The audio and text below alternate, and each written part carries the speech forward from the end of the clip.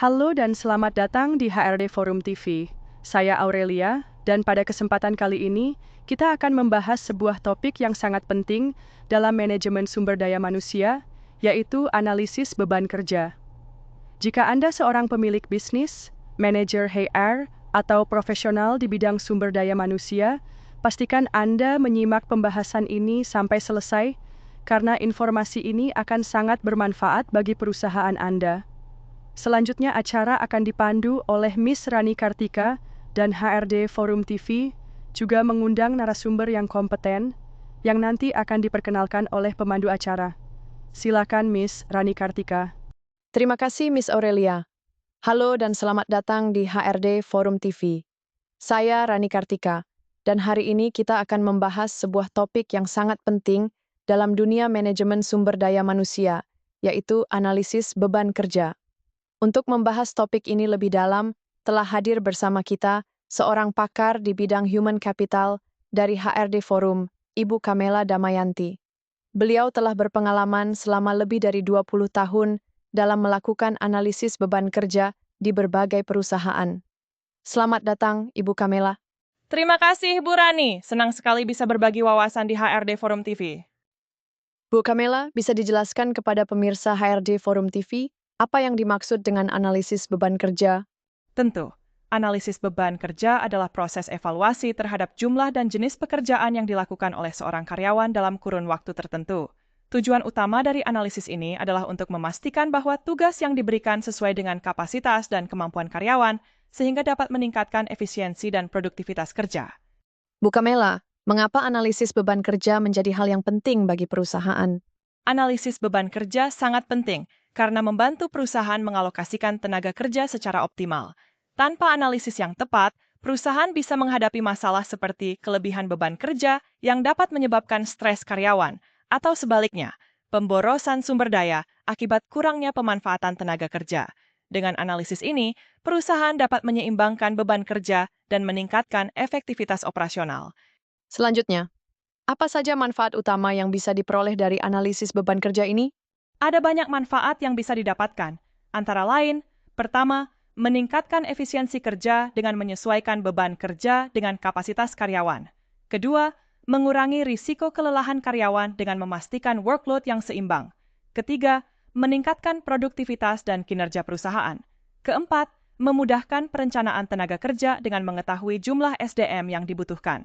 Kelima, meningkatkan kepuasan dan retensi karyawan karena workload yang lebih manusiawi. Demikian Bu Rani Kartika manfaat dari analisis beban kerja.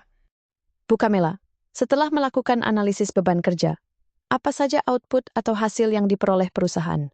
Hasil dari analisis ini biasanya berupa laporan yang mencakup rincian beban kerja setiap posisi, identifikasi kesenjangan beban kerja, rekomendasi terkait jumlah tenaga kerja yang optimal, perbaikan struktur organisasi jika diperlukan, strategi peningkatan efisiensi kerja. Jika sebuah perusahaan ingin melakukan analisis beban kerja, apa saja tahapan yang perlu dilakukan Bu Kamela Damayanti? Ada 5 tahapan utama Bu Rani, yaitu: pertama, menentukan tujuan dan ruang lingkup analisis beban kerja. Kedua, pengumpulan data melalui wawancara, observasi, dan pencatatan kerja karyawan. Ketiga, pengolahan dan analisis data untuk menilai distribusi beban kerja. Keempat, evaluasi dan penyusunan rekomendasi untuk peningkatan efisiensi. Kelima, implementasi dan pemantauan hasil analisis untuk memastikan efektivitasnya. Bu Kamela, tentu ada tantangan dalam melakukan analisis ini. Bisa dijelaskan beberapa tantangan yang sering dihadapi? Betul, Bu Rani Kartika. Beberapa tantangan yang umum terjadi antara lain. Pertama, kurangnya data akurat, yang dapat menghambat analisis yang valid. Kedua, resistensi dari karyawan, karena mereka merasa pekerjaannya dipantau secara ketat. Ketiga, perubahan dinamika pekerjaan yang membuat analisis harus terus diperbarui. Keempat, keterbatasan sumber daya HR dalam melakukan analisis secara komprehensif.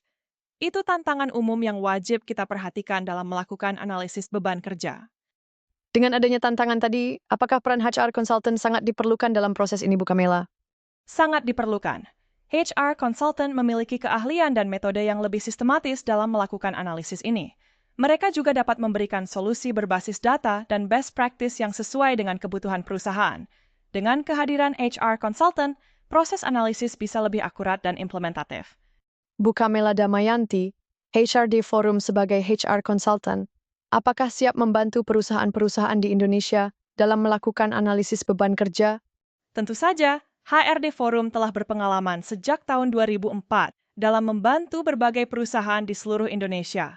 Dengan tim profesional kami siap memberikan layanan analisis beban kerja yang komprehensif dan berbasis data. Perusahaan yang membutuhkan bantuan dapat langsung menghubungi kami melalui WhatsApp dan email yang tertera di kolom deskripsi video ini. Baik, Ibu Kamela, terima kasih banyak atas penjelasan yang sangat informatif ini. Semoga wawasan yang telah dibagikan hari ini bisa membantu banyak perusahaan dalam memahami pentingnya analisis beban kerja. Terima kasih juga, Bu Rani Kartika. Semoga bermanfaat bagi semua pemirsa HRD Forum TV. Selanjutnya selesai sudah acara ini. Buat pemirsa, jangan lupa untuk like, subscribe, dan aktifkan lonceng notifikasi agar tidak ketinggalan informasi bermanfaat lainnya dari HRD Forum TV. Rani Kartika undur diri, terima kasih, dan sampai jumpa di episode berikutnya.